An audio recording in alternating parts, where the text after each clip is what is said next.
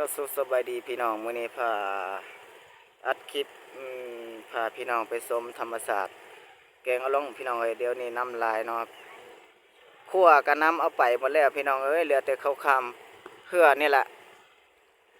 เขาใส่เหือจักรคำไปได้แต่รถจักรกับคนเท่านั้นเนาะพี่น้องนะแต่ว่ารถใหญ่คำบ่ได้เนาะพี่น้องมันก็บ่ได้บรรทุกน้ำหนักปานใดบ่รับน้ำหนักเด้อพี่น้องเพราะว่าเขาใส่แต่กระพุ้ยกับเหือเท่านั้นเขาบ่ได้แบบว่ามันบ่แม่นบักแท้เด้อพี่น้องอันนี้คือธรรมศาสตร์อยู่แกงอะล่องพี่น้องเอ้ยหมดหมู่สู่คนที่ได้ไปเที่ยวต่างทุกๆแต่ละแขวงเนาะทั่วประเทศลาวพากันซ้อมกันม่วน